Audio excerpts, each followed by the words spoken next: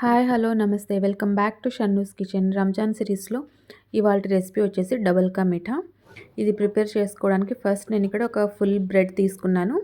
ఆ బ్రెడ్కి సైడ్స్న ఉన్న brown part అంతా తీసుకొని ఒక 2 అవర్స్ పాటు ఎండలో ఎండబెట్టుకున్నాను. మీరు ఓవర్ నైట్ ఫ్యాన్ కిందైనా వదిలేసేయచ్చు.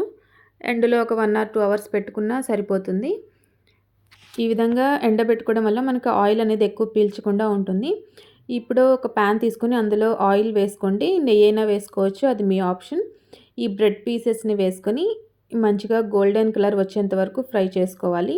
ఇక్కడ నేను ఫుల్ బ్రెడ్ పీసెస్ని ఫ్రై చేస్తున్నాను. మీరు కావాలంటే ఒక పీస్లో 4 ముక్కలుగా కట్ చేసుకొని అయినా ఫ్రై చేసుకోవచ్చు. మరి ఎక్కువగా కాలనివ్వకుండా జస్ట్ కొంచెం గోల్డెన్ కలర్ వచ్చేంత వరకు ఫ్రై చేసుకుంటే సరిపోతుంది. ఈ విధంగా గోల్డెన్ కలర్ వచ్చేదాకా ఫ్రై చేసుకుని వీటన్నిటిని ఒక బౌల్లో తీసేసుకోండి. ఇదే విధంగా మొత్తం బ్రెడ్ పీసెస్ని ఇదే విధంగా ఫ్రై చేసుకోండి.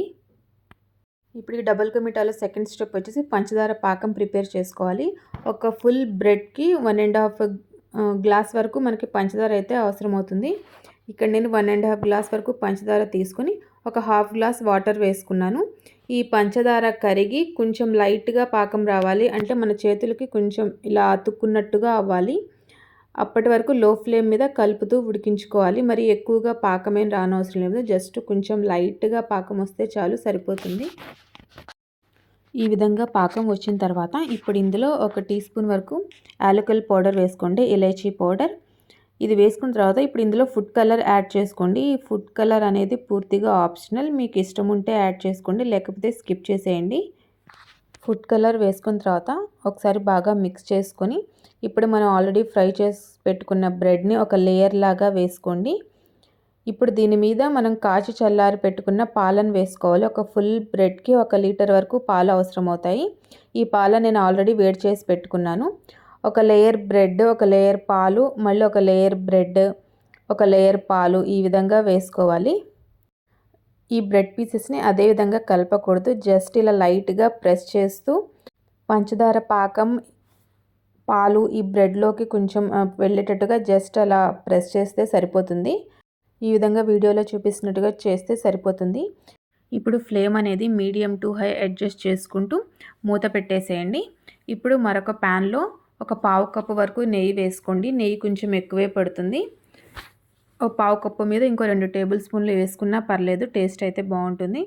నెయ్యి వేసుకున్న తర్వాత ఇప్పుడు ఇందులో జీడిపప్పు అండ్ కిస్మిస్ అయితే నేను వేయించుకుంటున్నాను. ఫస్ట్ అయితే జీడిపప్పు వేసుకున్నాను. ఈ జీడిపప్పు మంచి గోల్డెన్ కలర్ వచ్చేంత వరకు వేయించుకోండి. జీడిపప్పు వేగాక ఇప్పుడు కిస్మిస్ కూడా వేసుకొని 1 నిమిషం పాటు వేయించుకొని స్టవ్ ఆఫ్ చేసేసుకోండి. ఈ విధంగా వేయించుకొని స్టవ్ ఆఫ్ చేసేసుకొని పక్కన పెట్టేసుకోండి. ఇప్పుడు మధ్య మధ్యలో ఒకసారి మూత తీసి చూస్తూ ఉండండి, లేకపోతే అడుగంటిపోతుంది అలానే వదిలేస్తే. ఈ విధంగా మంచిగా బాయిల్ అయి ఉడుకుతూ ఉంటుంది.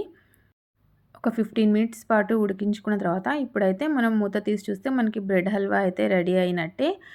ఈ పాలు అండ్ పంచదార పాకం అనేది బ్రెడ్ అంతా బాగా పీల్చుకొని డబుల్ కా మీఠా అయితే రెడీ అయిపోయింది. ఇక్కడ నేను పెద్ద పెద్ద పీసెస్ని ఫ్రై చేసుకున్నాను కాబట్టి ఈ పీసెస్ని ఒక్కొక్క దాంట్లో 4 పీసెస్ లాగా కట్ చేసుకుంటున్నాను. మీరు ఆల్రెడీ చిన్న చిన్న పీసెస్గా ఫ్రై చేసుకుని ఉంటే కనుక ఈ విధంగా కట్ చేయాల్సిన అవసరం లేదు. నేను బ్రెడ్ పీసెస్ని అలాగే ఫ్రై చేసుకున్నాను కాబట్టి ఇలా ఒక్కొక్క బ్రెడ్ పీస్లో 4 ముక్కల్లాగా కట్ చేసుకుంటున్నాను. దీన్ని అదే పనిగా మిక్స్ చేసుకోకుండా మనం సర్వ్ చేసుకునేటప్పుడు కూడా ఈ విధంగా పీసెస్గా సర్వ్ చేసుకుంటేనే మనకి డబుల్ కా మీఠా అనేది టేస్ట్ బాగుంటుంది, టెక్స్చర్ కూడా చూడడానికి బాగుంటుంది. బాగా మిక్స్ చేసినట్టయితే అది బ్రెడ్ హల్వా అయిపోతుంది. సో డబుల్ కా మీఠా అంటే ఇలా పీసెస్ లాగానే కనిపించాలి. ఈ విధంగా బ్రెడ్ని అంతా సెట్ చేసుకుని ఇప్పుడు ఫైనల్గా మనం వేయించి పెట్టుకున్న డ్రై నట్స్ అన్నీ దీనిపైన వేసుకోవాలి, నెయ్యితో సహా. మీరు కావాలంటే ఇంకొంచెం నెయ్యి అయినా ఎక్స్ట్రా పైన యాడ్ చేసుకోవచ్చు. ఇప్పుడు స్టవ్ ఆఫ్ చేసేసుకొని చల్లగా అయినా వేడిగా అయినా ఎలా సర్వ్ చేసుకొని తిన్నా కానీ టేస్ట్ అయితే చాలా బాగుంటుంది. ఇందులో నేనైతే కోవా యాడ్ చేయలేదు. మీరు కావాలనుకుంటే పచ్చి కోవా అయినా యాడ్ చేసుకోవచ్చు, లేకపోతే ఇన్స్టెంట్ కోవా అయినా రెడీ చేసుకోవచ్చు. మిల్క్ పౌడర్లో కొన్ని పాలు వేసుకొని వాటిని ఒక 15 మినిట్స్ పాటు మీడియం ఫ్లేమ్ మీద మరిగించుకుంటే కనుక ఇన్స్టెంట్ కోవా అయితే రెడీ అయిపోతుంది. మీరు అదైనా ఈ స్వీట్లో వేసుకోవచ్చు. నేనైతే కోవా కానీ కండెన్స్డ్ మిల్క్ కానీ ఇందులో యాడ్ చేయలేదు. జస్ట్ ఇంట్లో ఉండే ఇంగ్రీడియంట్స్‌తో మాత్రమే ఈ డబుల్ కా మీఠా అయితే ప్రిపేర్ చేశాను. మీరు కూడా తప్పకుండా ట్రై చేయండి. చాలా చాలా ఈజీ రెసిపీ. ఈ రంజాన్ సిరీస్‌లోని డబుల్ కా మీఠా రెసిపీ గనుక మీకు నచ్చినట్టయితే షన్నూస్ కిచెన్‌ని లైక్ చేయండి, షేర్ చేయండి అండ్ సబ్స్క్రైబ్ చేయండి.